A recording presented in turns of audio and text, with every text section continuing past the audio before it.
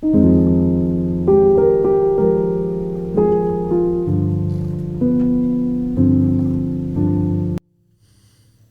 and welcome back to Terry Talks Movies. This time around I'm talking about one of the classics of cinema.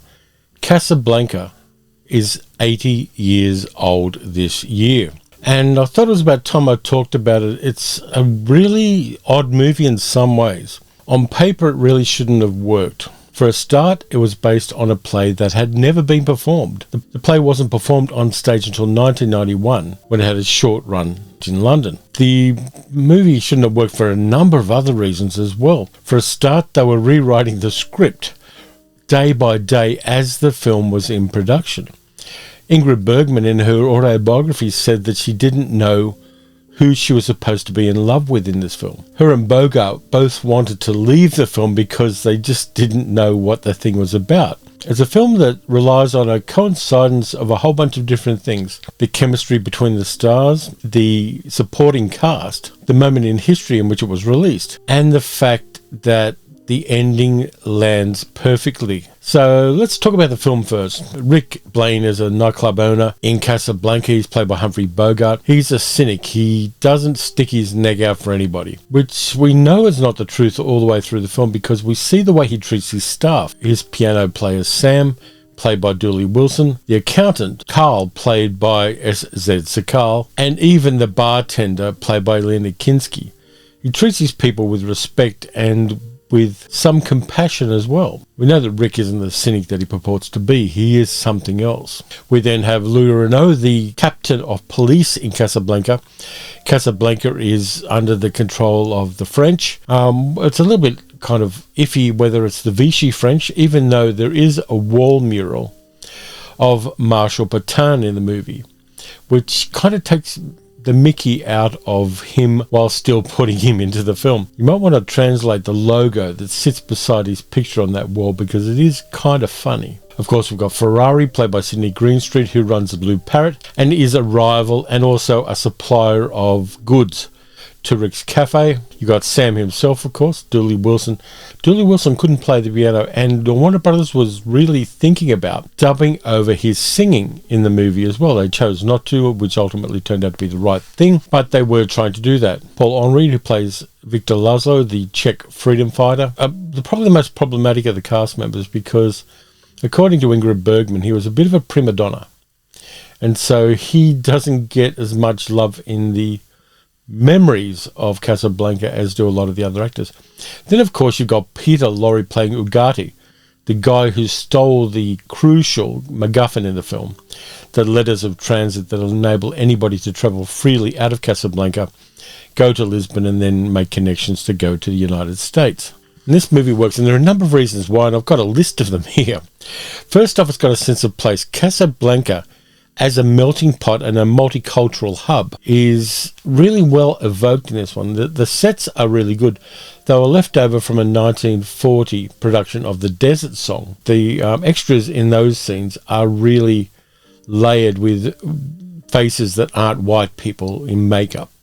And I think that works really well, in the same way that it worked really well in the market scenes in Powell and Pressburger's Thief of Baghdad a couple of years before. And that sense of place is enhanced by things like alcohol is given to the Europeans, but it's always tea or Turkish style coffee that's given to people who may be of a Muslim background. There is a deep layering of cultural awareness in this film that I only ever noticed this time watching it. The other magical thing about the film, and one of the things, maybe one of the top 5 things I love about this film, is that apart from Humphrey Bogart, Dooley Wilson, and Joy Page, who plays a young refugee, none of the other actors who are credited in this film were born in America. They were all either English or European refugees, and that is crucial to the success of Casablanca. In that one crucial scene when the Nazis start singing The Watch on the Rhine in Rick's Cafe, and all of the refugees who are hanging around Rick's trying to get a way out of Casablanca start singing La Marseillaise under the prompting of Victor Laszlo. Most of the extras you see in that scene were themselves refugees from the Nazis. Some of them were French. Madeleine LeBeau, who plays Yvonne, the woman that Rick had a previous relationship with was a French refugee. So when you see the tears rolling down her face as they sing La Marseillaise, they're real. That is a real moment for those people while they were making that film. And you can't fake something like that. And it always sends a tingle down my spine when I see it. Now, the other thing too is that Michael Curtiz, who directed the film, was a Czech refugee himself. And in fact, he got Jack Warner, the head of Warner Brothers Studios, to get his mother out in 1938 when Jack Warner went over to Europe for business. Unfortunately, Warner wasn't able to get Curtiz's sister, brother-in-law, and their three children out, and unfortunately they died in Auschwitz. So there was skin in the game of this movie for the director as well.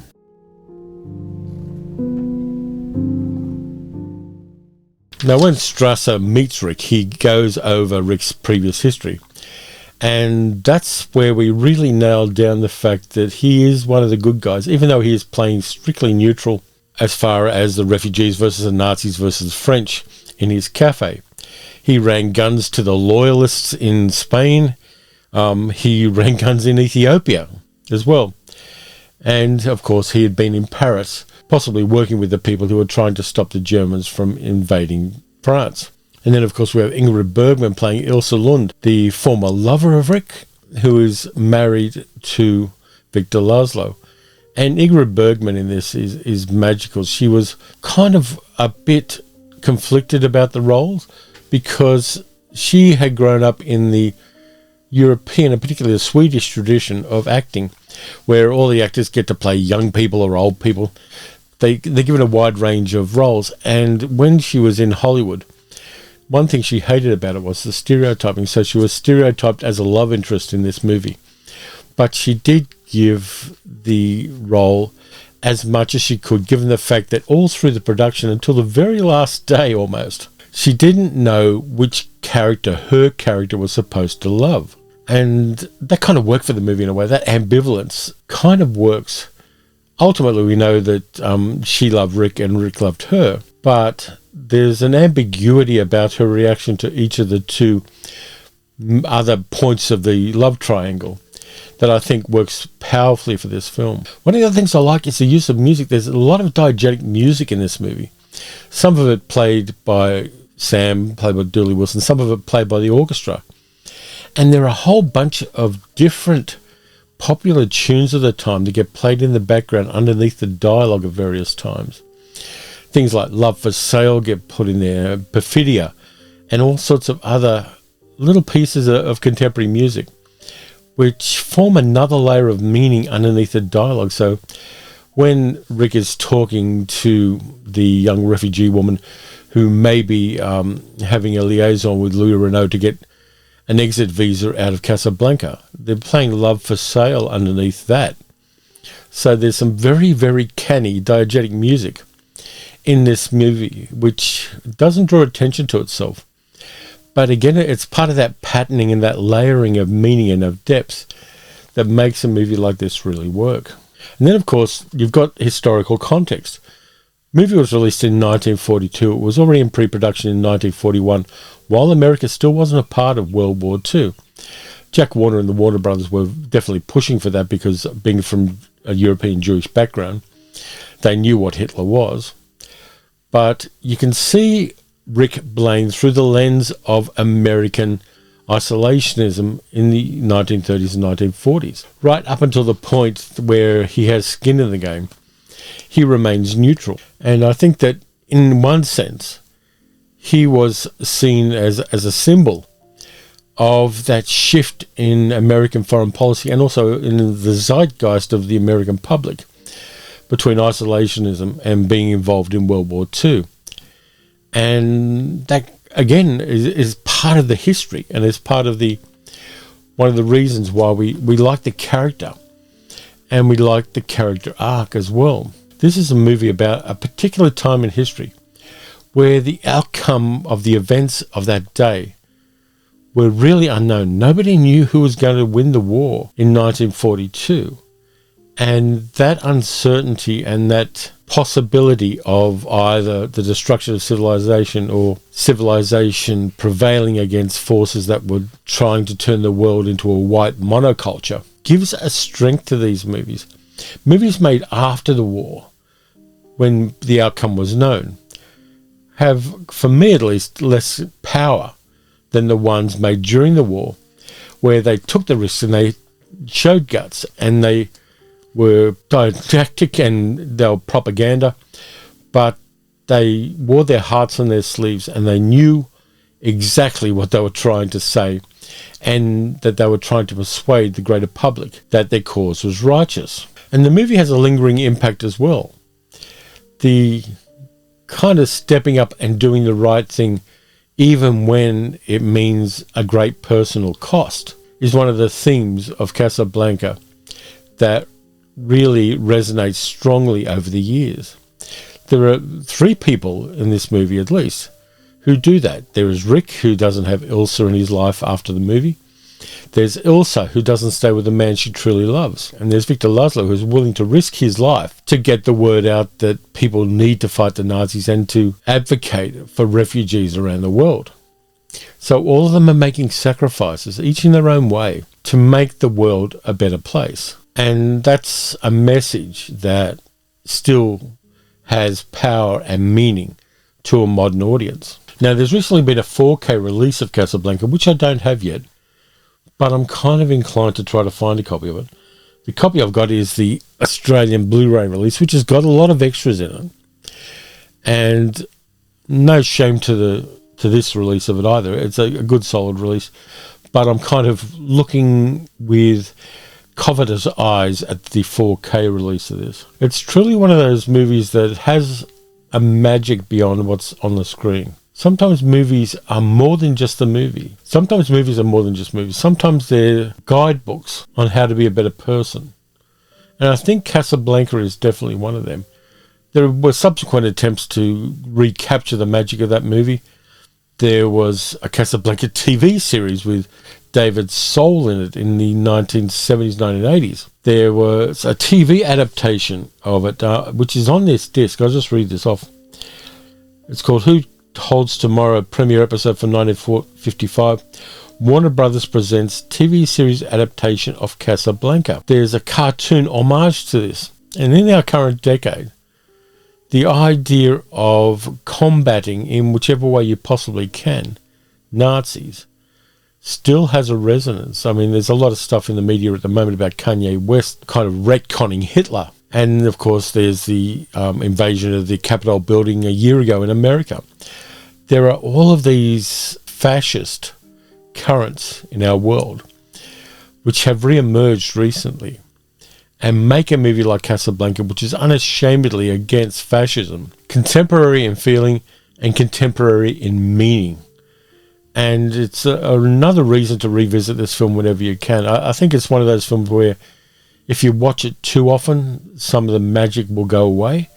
But if I watch Casablanca every couple of years, I'm going to get more and more from it, because there is depth there. And even though it was made by a studio which pumped movies out like sausages, Warner Brothers in particular was a studio that was willing to address social issues in a way that none of the other big studios in Hollywood quite did at the time. And I like that, and for that reason, the Warner Brothers output in the 1930s and 1940s is, for me, rewatchable. They did so many movies which talked about social issues and talked about rights and privileges and combating the worst parts of human nature.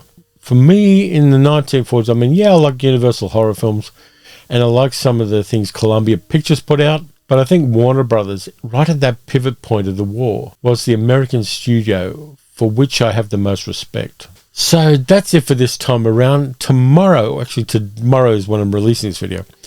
Tomorrow I'm also announcing which of the Patreon supporters wins that box set of The World of Susie Wong that Imprint Films put out.